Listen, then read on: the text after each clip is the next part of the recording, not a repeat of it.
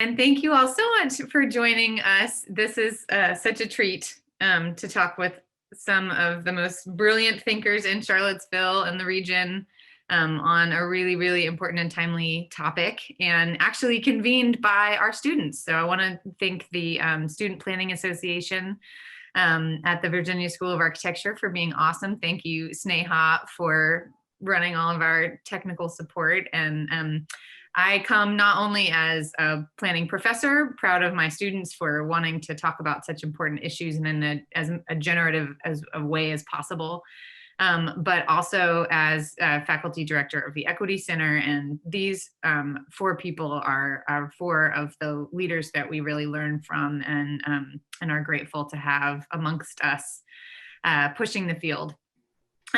So I will really, try to turn it over to them immediately. We only have an hour together, and I know that this group could hold our attention for much longer than that.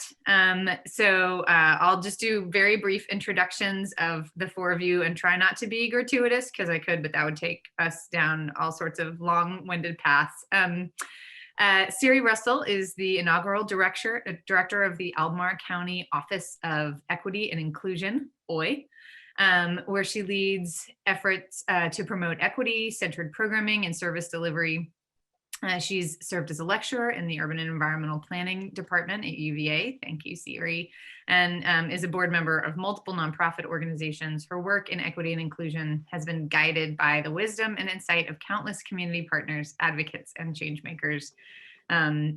She's just one of those, magical people that can hold all sorts of complicated conversations and really big thoughts from a lot of different spectrums in her head and push us to greatness. So thank you, Siri, for all you do. I'm going to turn off my email. Karen Waters-Wicks is a member of the UVA's local steering committee and national advisory board. She serves as the connector between the two. She was appointed to those roles through the nomination of the Public Housing Association of Residents, on which she is an advisory board member. And a really important community leader, as you'll learn about. She's been doing research since her master's degree in this subject matter, and also serves as an important administrator in Albemarle County schools and community education, and also teaches as a faculty member at PVCC. So just incredibly important community thinker. Lyle Sully Yates is vice chair of the Charlottesville Planning Commission and also the software platforms and technology lead at the UVA School of Architecture. So we have some in-house heft and intellect. He's also a researcher in the history of exclusionary zoning and is rather famous for his Twitter feeds on the matter. So if you all are Twitter people, you need to be following Lyle, because every once in a while he gives you the entire history of a subject, and it's pretty amazing. He also holds a master's of urban and environmental planning from UVA. So proud of him as a graduate. And Chantel Bingham is the program director of Cultivate Charlottesville's Food Justice Network. She's the chair of the Charlottesville Human Rights Commission and a co-founder of UVA's Growing for Change initiative when she was a student here in the Masters of Public Health program.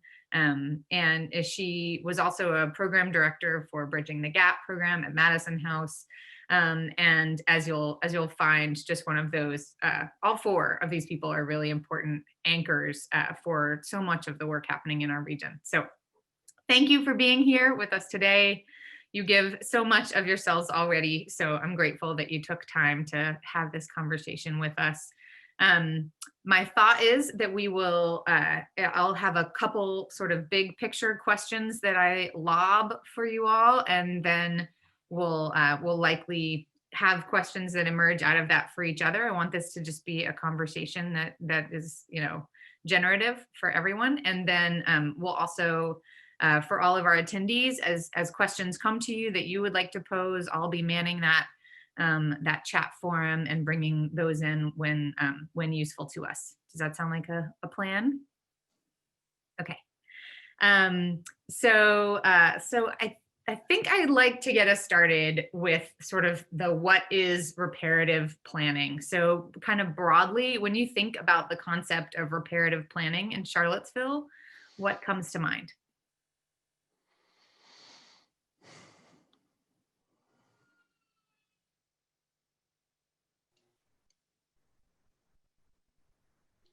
Leveling the playing field and making things right, basically.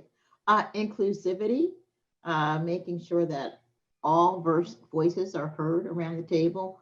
But really, what comes to mind for me is dismantling uh, some of the old, some of the results of unreparative or basically racist planning, frankly. Can I be frank? Are we amongst family here? We are amongst family. And I'll even say that, so for those of you interested, I will post a link to Rashad Williams's article that he recently published on the work. It is amazing. And he goes through and says, like, there's racist planning. And if we're looking towards reparative planning, it would need to undo a lot of the sort of white supremacist attitudes. So I'll say all the words. So now they're here, they're present, and citable for those of you who need that. Sorry, go on, Karen. Well, that's basically it. I wanted to open it up for the rest of the panelists to jump on in. But Frank, basically, for me, it's just like our thought around the Equity Center, right? We are here not only for promoting equity, but for redress.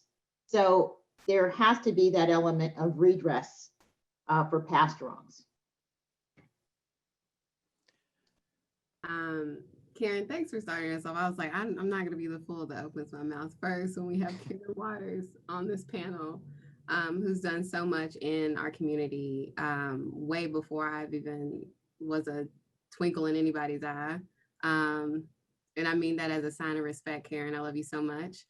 When I think about reparative planning, or really just like the field or the of planning in general, it's a tradition around how we organize and rethink our space, our relationship to the land physically, our relationship with people, how we want to organize people, how we want to organize the activities that happen on the land. I'm coming from the field of food justice, food sovereignty work. And so anything that has to do with the land and controlling it is already kind of like, that's not, the world that we come from, or a lot of Black and Indigenous people are coming from. And when you think about that side by side with the legacy of what planning has been, and a lot of the racist practices that have been baked into our world, our cities, reparative planning to me is kind of like what is a start of the undoing of that harm. It's more than just like righting a wrong or paying a due.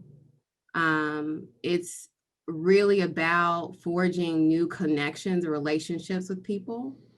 It's about rethinking the way in which we deal with land in our fertile environment, that thing that's supposed to sustain us.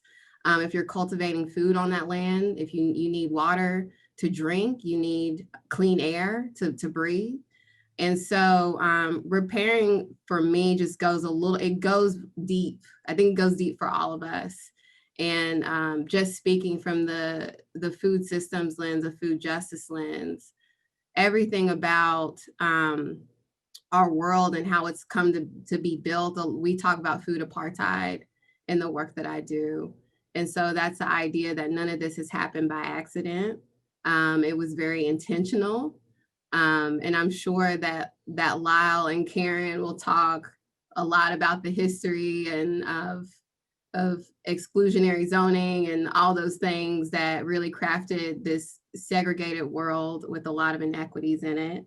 But for me, that the reparative part of that is just saying that it goes a lot deeper than paying a debt. It really is about restructuring our relationships to land and one another. Well, you know, I don't know what new thing I can say to add to that, right? So, though I would note, I 100% agree with both of you. I would also note, just for the benefit of the people listening, I am not a planner. I am sometimes planning adjacent. And so that can only be my only claim there. When I think about reparative planning, when I think about repair, I really love what Chantel says about relationships. I sometimes relate things to things that seem silly, so you'll have to bear with me. But I don't know if you've seen that movie, Save the Last Dance. It's Julia Stiles. You're right, and there's this scene in the movie where Julia Stiles, who is a young white woman from a somewhat privileged background, she's sitting in the DMV with her love interest, who's a Black man, sitting with his sister, who is a single mother. And, the line isn't moving. And she says, I can't remember what she says, but this young Black woman says, "That's what they tell you in your world." And Julia Stiles responds, "Well, there's only one world, right?" But we know that's not true. And it's not true in our communities a lot of times too. And certainly, I'm not going to speak for Charlottesville because I am Albemarle County, but in Albemarle County, that's certainly also true, right? That there are several communities having several different experiences, and different can be good, but the sort of different that relates in an inequitable experience of quality of life or well-being is not the kind of different that we're looking to see. So we really to think of the work of repair then to really create one community, one Albemarle County, right, that is promoting an equitable experience. That's the end. There's a period. That's all very well put. I've been thinking about a lot about what was done, and which is really grim. And I'm going to try to be brief about that. But I think it was cutting the community up, cutting us apart, which feels very real right now. And I think reparative planning starts to figure out, okay, where are the cuts? What cutting happened, and how do we heal?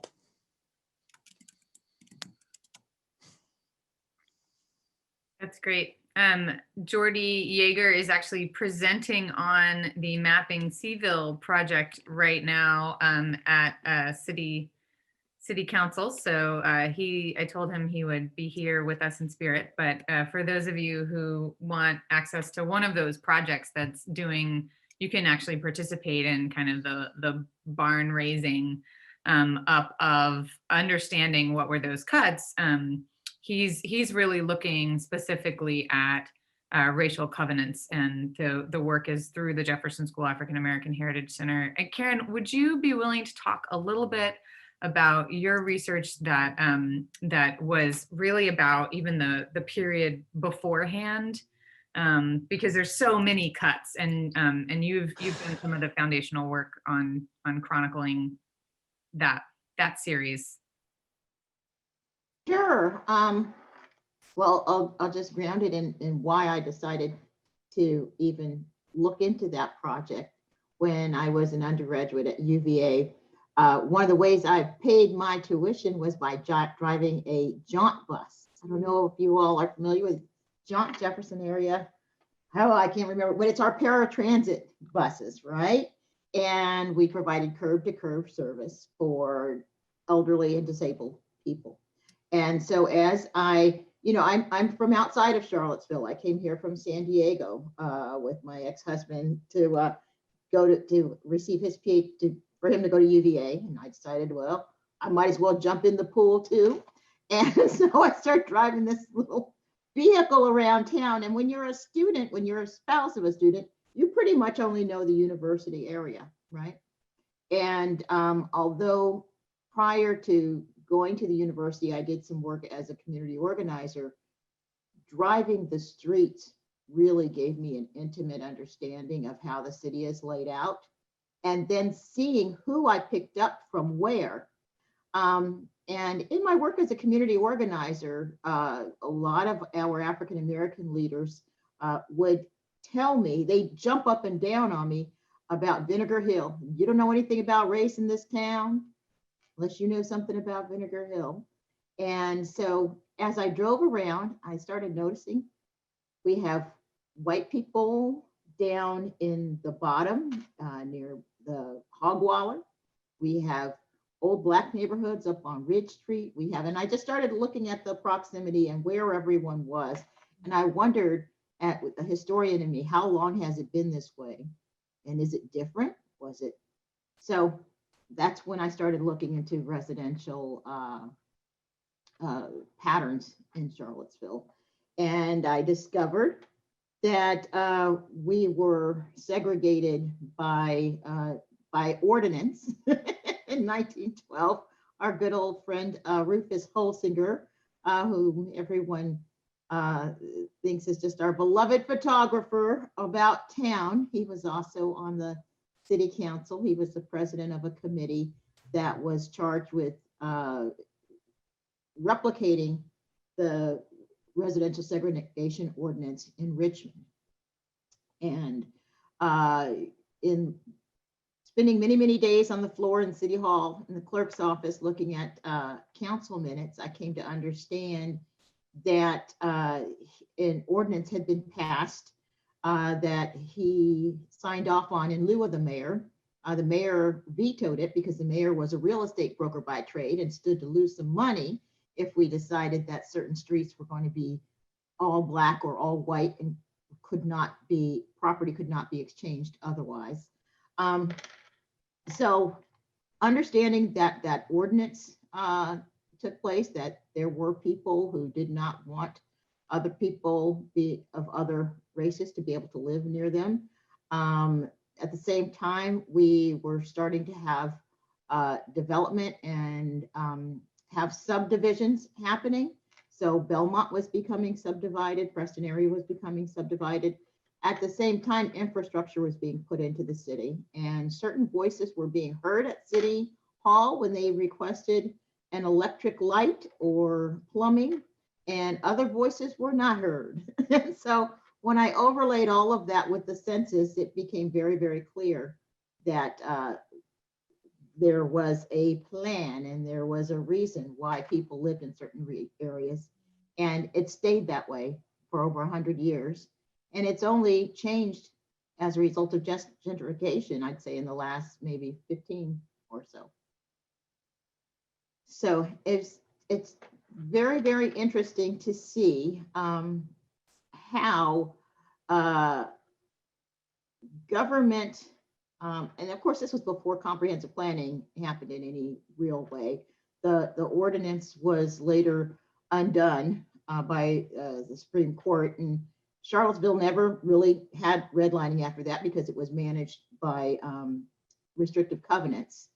But it's just really interesting to see how government enabled these residential housing patterns, and how infrastructure was withheld largely due to race. And of course, when infrastructure isn't there, places do fall into disrepair, and you are pretty much a target for urban renewal, right? When those dollars come down. Ooh, yeah, look at that. They don't have indoor plumbing in this house. We need to raise that whole neighborhood. So, and we know now when voices are not heard in the comprehensive planning process, you know, you get a bite at that apple every 10 years, right?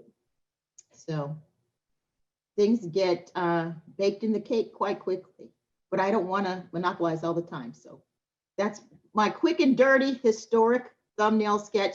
Lyle, I'm sure you have things to add to that. Oh, that was beautiful. I cannot imagine a better setup. So yes, Buchanan v. Worley, Supreme Court says, no, bad, stop doing that, do something else. The planners meet at a planning conference, say, oh God, what do we do now? We can't just be explicit, we have to figure out something else to do. They talk about some different ideas. Some people say, well, let's just do explicit racial zoning and see what happens. And other people say, no, we've got to be smart. we have to look at what different people want. And if, if one race wants a certain type of housing, just ban that. So we can talk about restrictions on the types of housing. We can talk about restrictions of how many people are allowed in a building. We can talk about how much land is required. Some people can afford a lot of land. Some people can't. Maybe that's a way to slice people up. There are all sorts of different approaches. They talked about what the Supreme Court will smile on, how to manipulate the Supreme Court, how to get to them ahead of time, talk about destruction, talk about property value, talk about defending neighborhoods. If we get people excited about keeping things the same, the court will be primed, they'll be ready. And yes, that's what happens. Single family zoning goes a lot of places, goes to the Supreme Court. Euclid, Supreme Court says, yes, absolutely, apartments, a parasite, we need to stop them. And exclusionary zoning ceases the world. It comes to Richmond, comes to Charlottesville, and then it gets worse and worse and worse over time.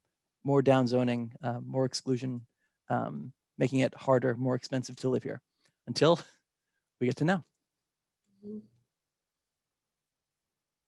That's a pretty wonderful summary. Thank you, Karen and Lyle.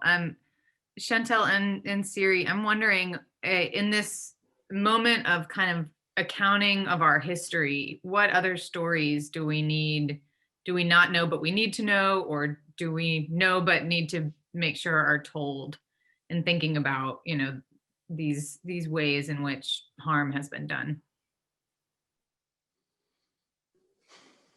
Well, I'll tell you, I was just reflecting on Karen and Lyle. That was like the most depressing how a bill becomes a law little, cartoon ever you guys just did. So thanks for that. But yeah, it's interesting. The county has been, for the past, I guess, couple of years now, doing work of community remembrance, right, where we've been trying to really elevate and support the telling of inclusive narratives and of untold stories in Albemarle County. And it's really, it's community remembrance, right? It's really the stories of our community. But, I guess I almost don't want to reflect too much on that, because I think that the community remembrance part becomes kind of the easy part. The part where, it's sort of fun and interesting to talk about all the histories that we didn't know, and all the stories that haven't been told. And we want to do that because we want to have a shared community history, but we also want to have a shared community right now. And so I think the work that our organization, that our planning department certainly, but that our organization also more broadly has really been trying to do is the work of deeper connection, so that folks can tell us about their right now, and so that informs right now decision making.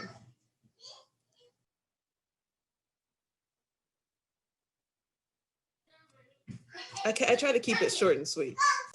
Oh, you were done, Siri? I didn't know if you were muting for your child. It's both.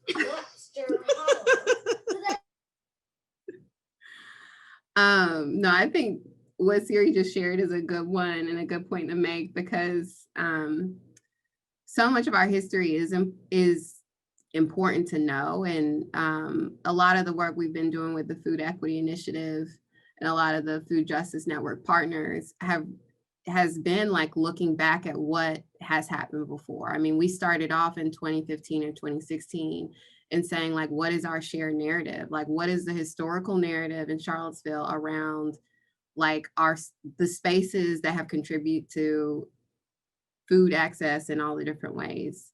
And you can do that in any sector really in Charlottesville, pretty much anything. You can do it in education, which has been done, either if we wanted to or not, from New York Times articles that get written about us to Charlottesville City Schools, kind of taking initiative to craft an equity steering committee and doing that work together. We can talk about it in housing. Jordy Yeager and Seville Tomorrow doing all those really amazing series on redevelopment. And so I think right now in Charlottesville, just in general, we're doing a lot of that storytelling, just in the same way that Albemarle County is doing it, but it definitely can't stop there. I think in some ways, and this is just me being blunt and honest, in some ways I feel like the storytelling is a little bit more for white audiences than it is for like Black audiences, because we've been in it and we know it.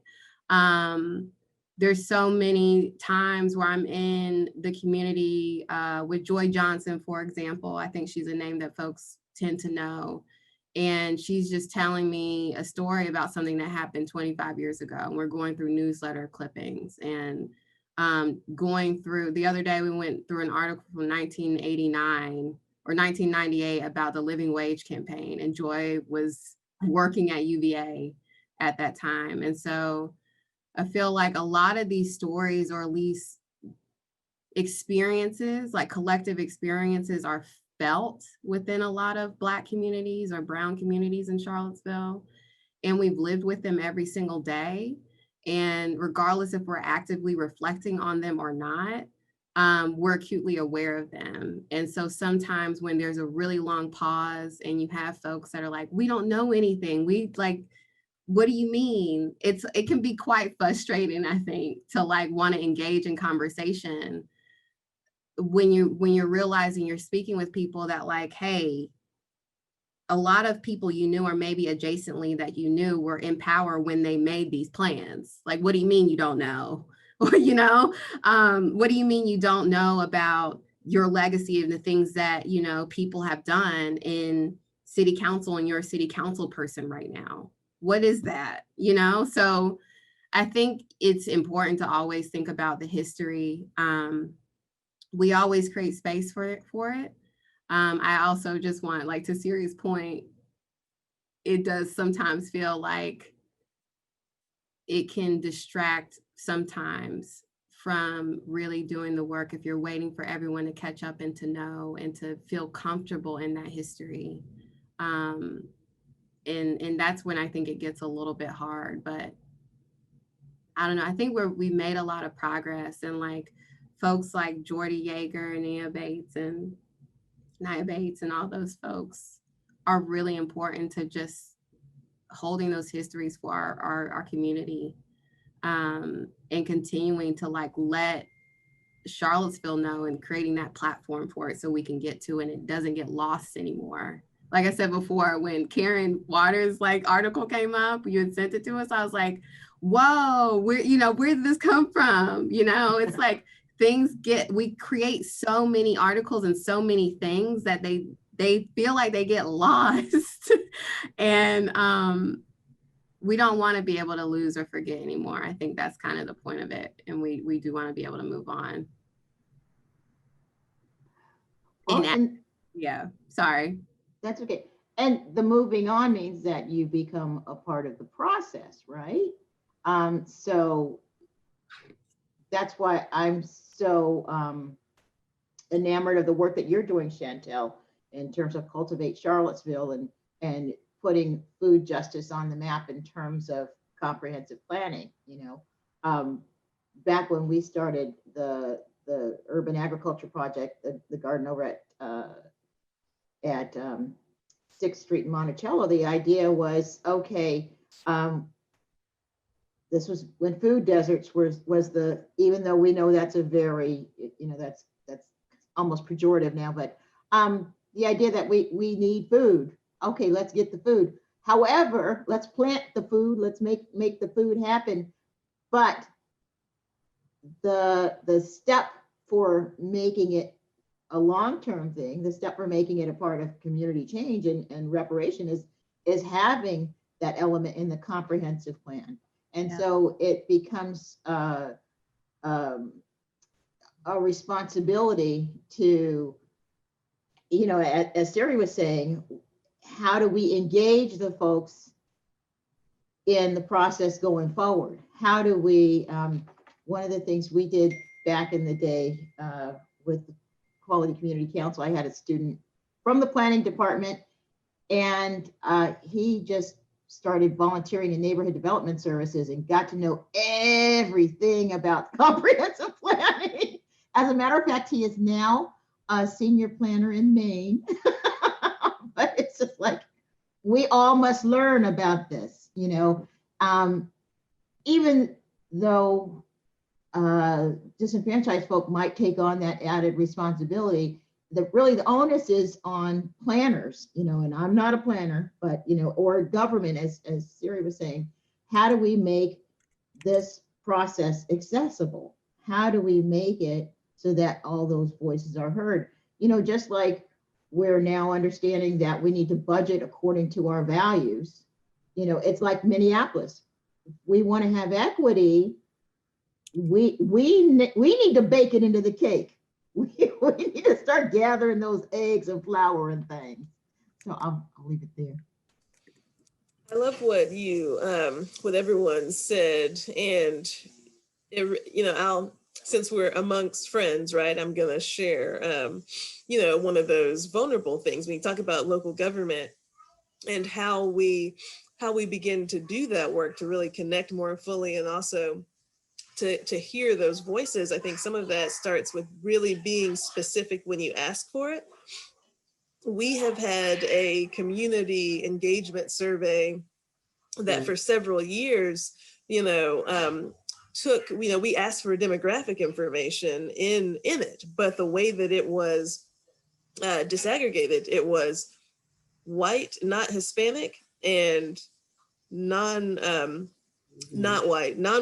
Hispanic, and everything else, right? So it's basically like the most Eurocentric view you could take, you know what I mean? And that was the default in the way that this survey came. The same way in that it looked at urban and rural and no other sort of differentiation between the experiences that people might have. We have changed that more recently, and it's really started some different conversations and being able to say out loud, well, when you look at this survey, by far the demographic with the lowest trust in county leadership is the Latinx and Hispanic population. Mm-hmm. So then what does that say for the way that we are building relationships in this community to see a difference here? Like, and we see that in many different categories all throughout that survey, not specific to Latinx and Hispanic, but where you see demographic differences in the way people relate to quality of life, to the way they relate to opportunity, and the way they relate to local government more generally. So I think that's really important as a part of that process. Yeah. Siri, that you reminded me of what's the saying? If you're not at the table, then you're on the menu. Right. And like people now we're saying, you know, nothing for us without us, because there's no way that you can really think of planning equitably without having us at the table, period. And I kind of believe in that. I mean, if there's no evidence that shows you that people can genuinely create something or world for you without you being at the table when it hasn't happened before, right? Like, what is your evidence about that? That, you know, if there are Latinx voices or Hispanic voices that are being missing from the table with planning in Albemarle County, how do folks think they're going to be able to plan something for them that really meets their needs? I think that's really hard. And somebody, Barbara, I don't know how you want to manage the chat box, but there's like a lot of questions coming. I'm enjoying all of the love for Naya that's happening in the chat, but I'm also, because Naya's amazing. I was trying to find a link to Getting Word, Naya, but you have to post it in if you can. But I also am taking good notes. There's some really, really good questions. And I sense a lot of the wonderful parts of this conversation are oscillating around action. Like, what does this look like, right? And so the first action-oriented question seems to actually be for you, Chantel, a sort of equitable food systems planning.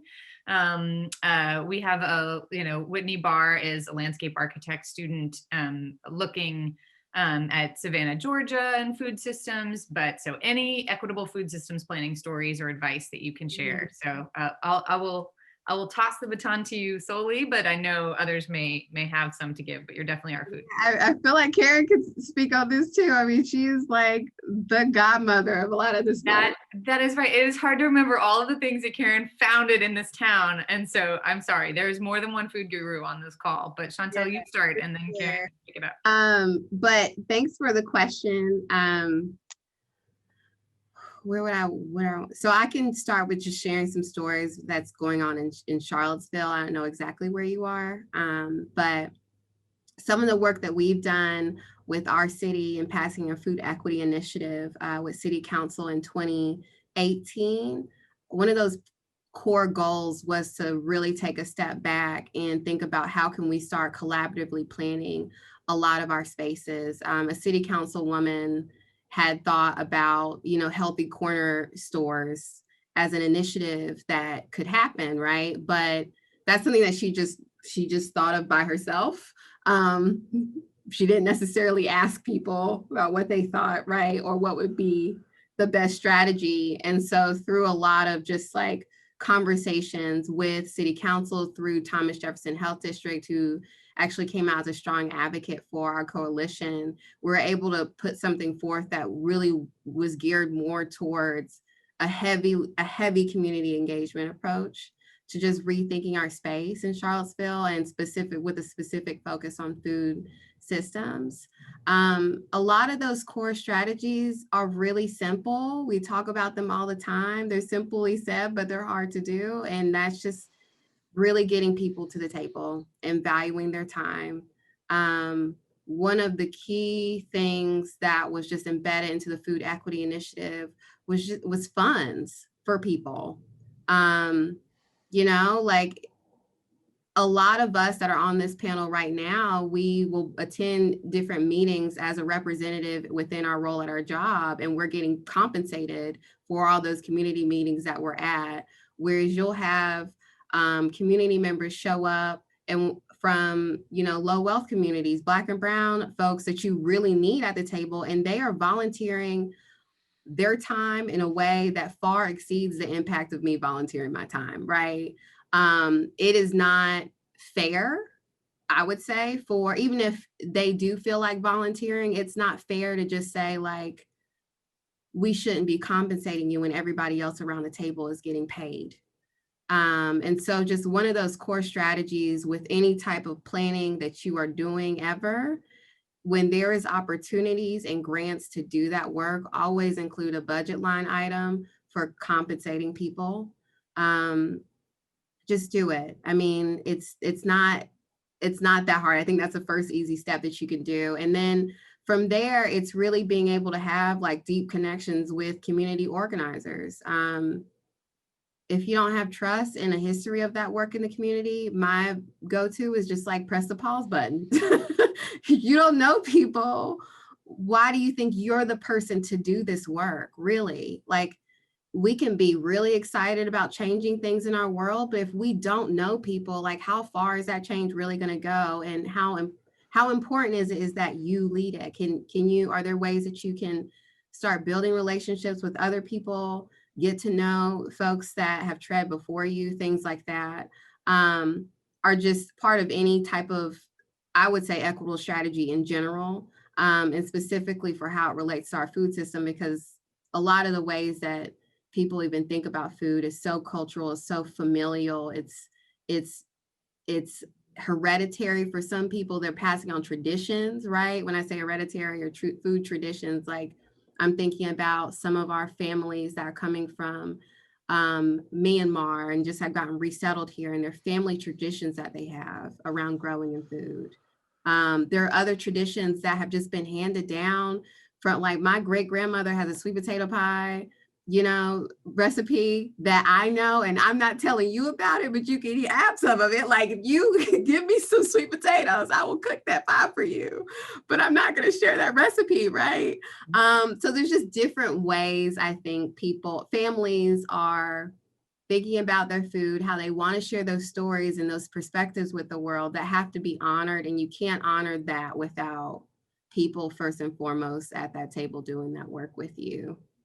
And I feel like I spoke for like too many minutes. And I feel like Karen is looking at me the whole time. So I know that Karen really started a lot of this work. I don't know if she wants to add to it.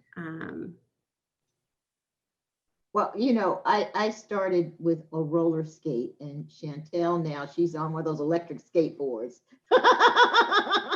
So, you know, the idea of incorporating some of this work into like I said, into the city's planning documents is really important. But a lot of it is going to where the people are, right? And understanding, valuing their wisdom, as Chantel said, compensating them accordingly. And as Siri said, building those relationships. And understanding, I think one of the key things that I see a lot in terms of any type of community engagement is there's often a fundamental difference in the community's pace and in whatever institution you might want to plug in pace, right?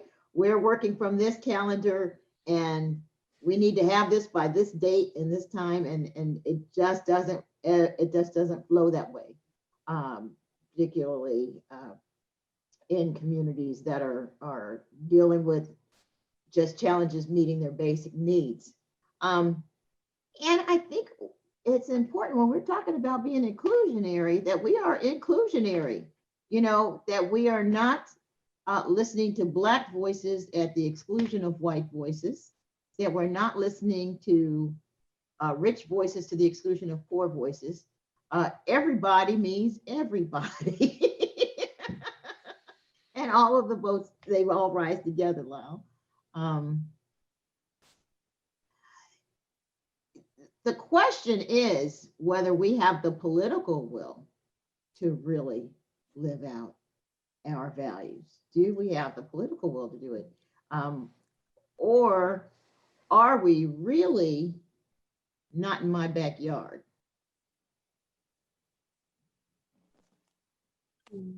Yeah, that's a really good question. That's much on my mind too. Right, right. I have two sort of cities in my mind. I've got Austin and I've got Minneapolis. And they both worked on very similar projects to what we're working on. And they got very different answers. Minneapolis said, yes, we're better than this. We can move forward. Austin said, no, we are not better than this. Let's kill it. And either could happen. We don't know which path we're on. So there's a question from the, actually from Ansley Heller. And I think, Siri, I'm gonna pose this, I'm gonna hand you the mic first. It says, for those of us who are studying to become planners, what would be the most important thing for us to keep in mind to ensure that we're planning for the benefit of communities instead of their detriment? And then especially, I feel like we've done some of that already in this conversation, but what, Siri, I'm passing you the mic for in particular is how can we make the best argument for planning more equitably for other people in government who may not see the need? I feel like that is much of the work you're doing right now.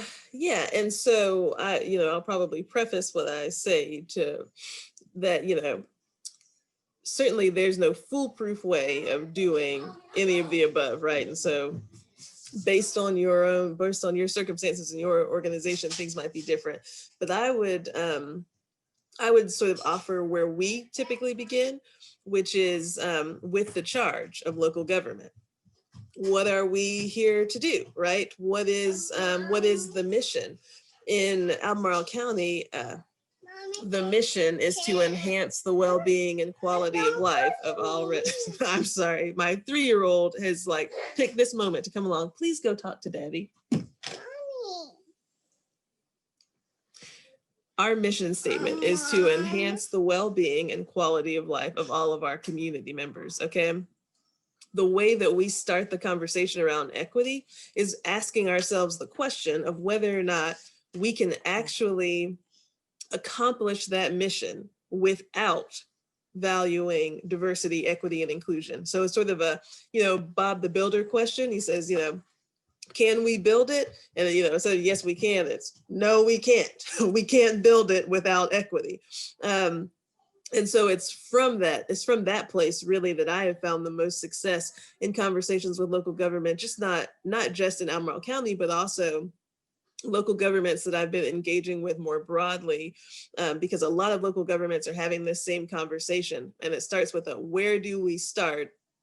I say, number one, with the mission, number two, in your community, right? Back to that relationship thing. When we opened our Office of Equity and Inclusion, the first year was basically devoted to making friends, and to demonstrating that we could be a partner that could be trusted, a partner that could support, and that we had doors that were open to a broader community than wealthy white landowners. And so I think organizationally, if you're a planner, especially if you're working for local government, I think those are two solid places to start, because you'll need those relationships to help support you, not just in understanding the community and the work that you're trying to do, but also to Lyle's point about political will. You cannot go alone. And in fact, staff has power, but we do not have the kind of influence that a loud community does.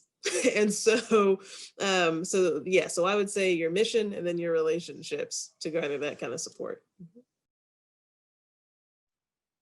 That's fabulous. Thank you. And Lyle, I'm going to hand the baton to you first, but y'all know you just take the baton up whenever you want it. Carolyn Heaps asks, what would it take for Charlottesville to pass a progressive inclusionary zoning ordinance like what was done in Minneapolis? Is it even possible or desirable? So I think we're talking about Minneapolis ending single-family zoning and allowing triplexes in every zone citywide, which I think is a pretty good idea. And that actually was a compromise. The original idea was fourplexes everywhere. We're definitely talking about that in the current Cville plans. We haven't gotten to specifics like, threeplex, duplex, fourplex, sixplex. So it is very possible. It's legal. The city has that power already, which is amazing. A lot of good policy is not legal in the state of Virginia. This is the process to do it. It would be in the comprehensive plan, and going into, so first it would need to be in the future land use map, indicating just generally what is needed just in broad strokes, and then going into the zoning, which is also planned and budgeted for, to actually turn that into real policy that would, help people, build and live their lives. Can we mess it up? Yes, we can, but there is a track, there is a way forward. Thanks so much. This is such a lively conversation, and we have a lot of wonderful questions. So I will continue to ask them because I feel like they build on one another in some great ways. From our good friend Frank Dukes, he's asking, what would financial reparations look like in this community of Central Virginia? And what institutions owe those reparations? If a reparations fund with public and private resources were to be established, who might determine the use of those funds to what purpose? Frank's ready. If we're getting funds, where are we getting them and where are we putting them? You all have answers here, so I'm not going to direct the baton. I've thought about this some. The city doesn't have any money, which is a good frame for a lot of conversations. So it would be hard for us to do alone, but we're probably more likely to do it than most. I think the number that's in my head is $40,000 a person to kind of change the game, which is achievable, expensive. A lot of people in the city. It would be, we're probably not going to borrow it because we're already tapped out on borrowed money. So it would be with new taxes, which would be difficult to do equitably, but we could try.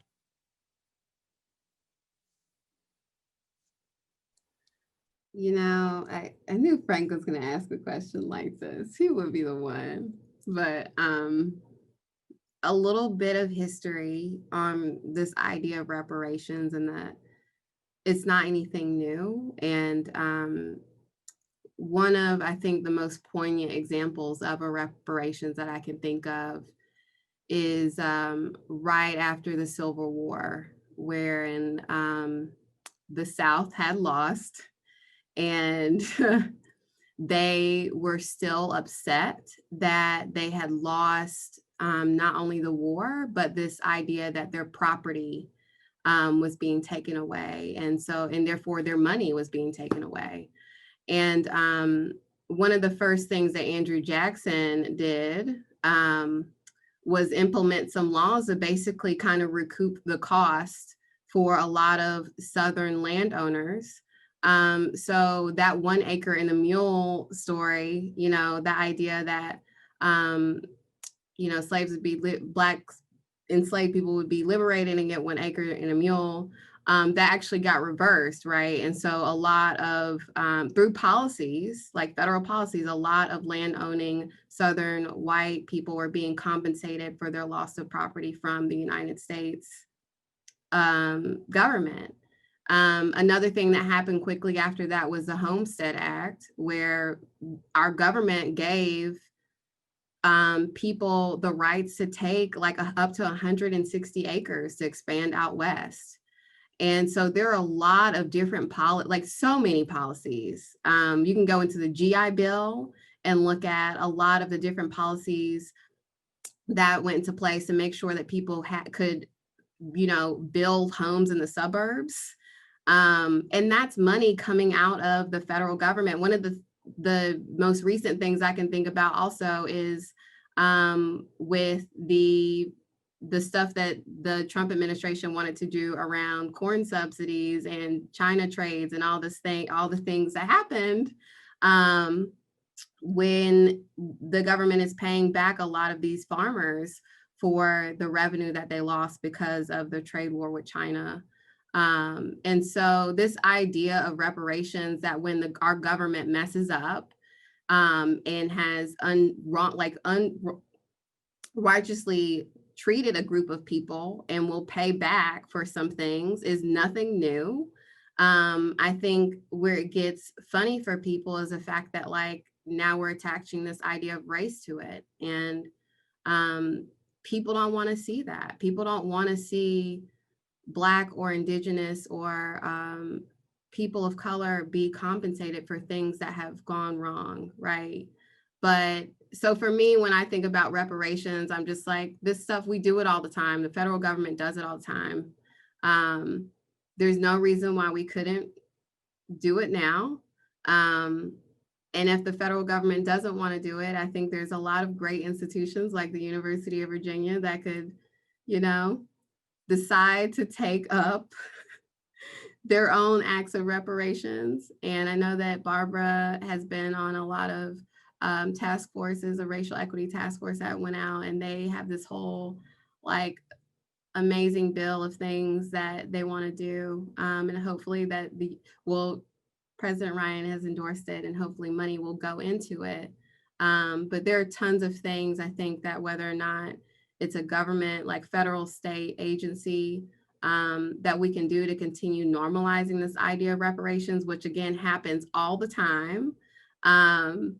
And then also being able to hold like universities and large institutions accountable for the fact that like they just didn't get here and wealthy on their own, right? They did all that off the backs of some people and continue to do that off the backs of some people, not some, but many. And I think that's important to think about when we start getting into conversations around reparations. One fund that folks are working on, and at least in the state of Virginia, is this idea of a Black Farmer Fund. And then I also sit on a state kind of steering committee for equitable food-oriented development, which is, I wouldn't necessarily call it a reparation, but it's trying to get towards that idea of how you can route federal dollars and create like better loan programs for people of color.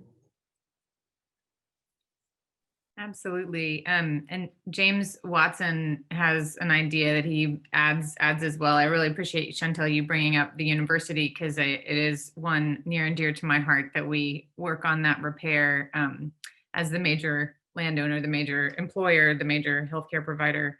But James has a great idea about potential partnerships with some of the public traded IT companies that are building new facilities. And he'd love to see them recruit, hire, train, and invest in our minority community as they bring in, their sort of deep pockets and make sure that there's career opportunities beyond UVA jobs. Okay, and we have a couple great questions left, and also probably 4 minutes. So I'm going to we've got like a big picture question from Bethany Gordon that's talking about sort of visions of justice versus unfettered versus what can be conveyed in a comprehensive plan. And what are the biggest things holding us back from that unfettered vision? And then an important question from Naya, our own Naya Bates. There's a lot of resistance to engaging with the ways of seeing and knowing from outside professional knowledge. How can we destigmatize that knowledge? How can planners and local governments strike the balance in an increasingly technical and specialized field? And then Renee Verspoor says, what opportunities are there for K through 12 education and reparative planning? All of them are amazing questions. So I'm just going to throw them out there, and whoever wants to pick up the mic and take one of them on, please do. Okay, well, I'll start. I'll apologize. I'm not going to be able to answer that K through 12 question since I'm firmly just in the local government house. But I think Naya's question about this idea of expertise is a really good one. I think we all understand that there's sort of an understood hierarchy to expertise. And I think that's something that with local government, we don't have the same degree of struggle as some do, mainly because every community member, right? If you are a resident, then you are a member of the public that we have to take seriously. But I think the credentialed piece maybe comes more into play with planning than it does with some of the other sort of arms of local government, right? If you're talking about parks, I feel like you don't have the same pushback in terms as you do for folks who maybe aren't experts in housing, right? Or something like that. I have found that that's really the work of the organization's responsibility in terms of capacity of staff to engage and take seriously when we hear community concerns. And when we're talking to people, it's about the whole approach of being asset-based. I just had a conversation earlier today with, I won't say who I was talking to, but the thing that I had to say to them was, you're spending a lot of time talking about what a community does not have. Do you know what I mean? Instead of thinking about about the resiliency of this community and the assets that they do have that adds to that, and that adds to us. And so I think really for planners especially, I think it's that asset-based frame that becomes really important when you're interacting with community members. I know, I'll just speak for myself personally and then I'll shut up, that I have grown immeasurably from the conversations and really from the teaching that I have gotten from, county residents who have been advocating in their local, really at the neighborhood level, right, for generations, stuff that I certainly didn't get from my master's degree. So yeah, so I would just toss that out there.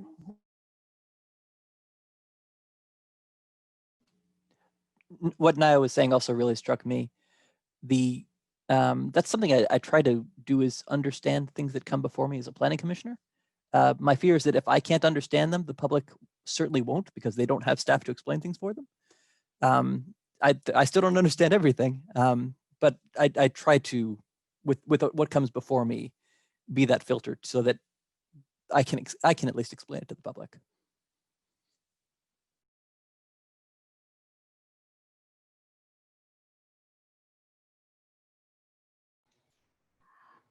I can speak to the K-12 experience. I'm on Albemarle County's anti-racism steering committee. We're the first school district in the United States to have an anti-racism policy. Our belief is that, and I'm the faculty advisor of the student group, which supports the anti-racism policy. They're called SEEK, they name themselves, the Student Equity Advisory Team, and they believe that everybody deserves a seat at the table.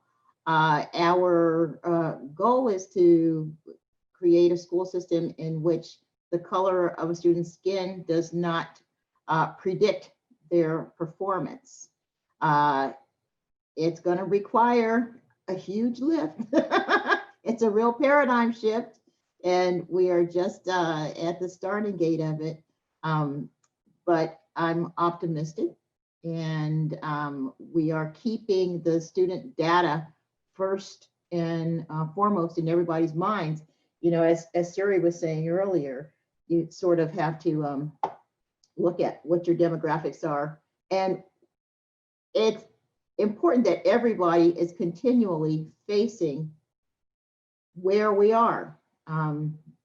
We are definitely in a place where African-American students are not performing where we need them to be.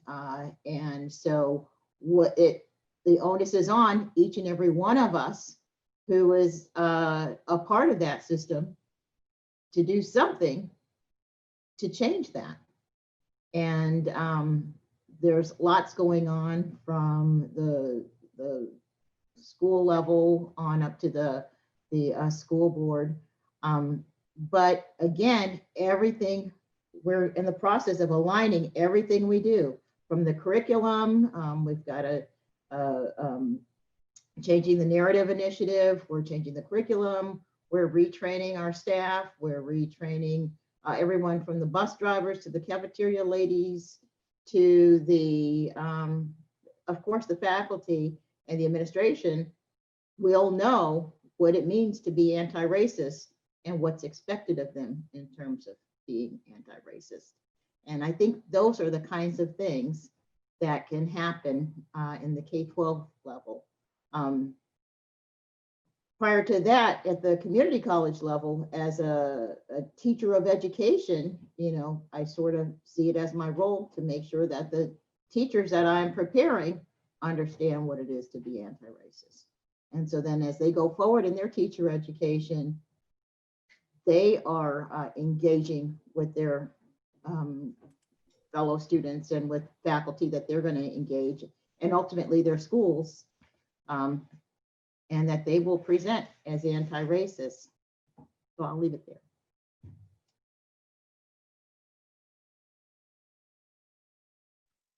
So thank you. We're already over time, but I sort of feel like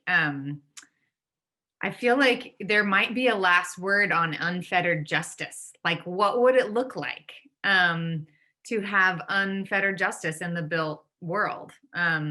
So does anyone have a last thought or two on unfettered justice to close this out? Your skin color ought not dictate where you live, where you shop, where you play, and your access to the services that you need.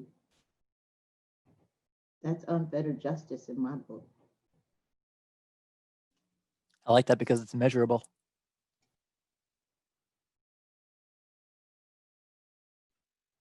Thanks, y'all. Thank you. Thanks for having us. It is an absolute honor to be amongst you. I'm really grateful for your time, and I'm sending you all lots of love this week and every week.